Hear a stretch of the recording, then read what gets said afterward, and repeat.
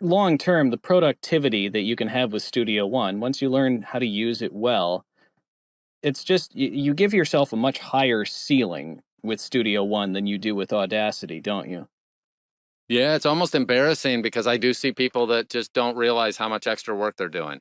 Uh, Everything around Studio One is, let's say you have so I'm going to be a chef, okay? I'm going to pretend. I have a sous chef, and that means they do all the chopping for me, and then I just put it all together and I look good. I think I'd be great on a cooking show, by the way, if I could get all my minions to go ahead and chop up a bunch of stuff and get all the ingredients set out, and they measure this for me and they measure that for me, and I, being the super chef, go, oh cool, I grab that, pour, stir, stir, stir, presto. I mean, I think I'd be great on one of those cooking shows. And you could think of Studio One that way. It's your little sous chef that's going ahead and has all the components pre-measured for you, pre-worked out, pre in place. And then you, as the chef, you got to put in the big stuff. You need to put it together. But because you have all these helpers that are sitting around in the background, it turns out to be a lot more productive. And it is almost embarrassing how little work people do once they're set up.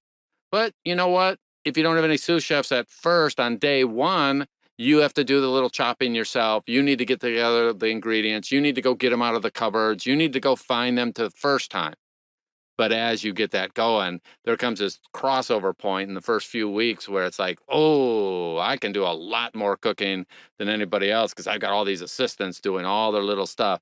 So it turns out to be pretty darn killer once you're past that first stuff. And of course, we're nutcases. I got all those templates set up for people that are part of our courses, just as a commercials thing here.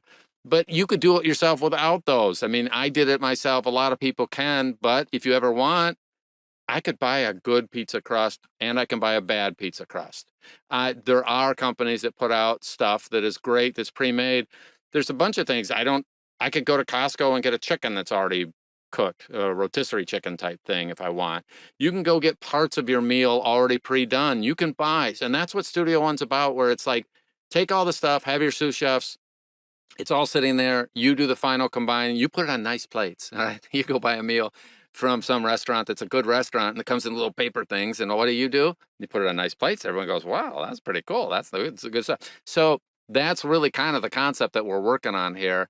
Yeah, you have to go out and start and get your ingredients together. But once you have your act together, it's amazing how fast you can put it all together.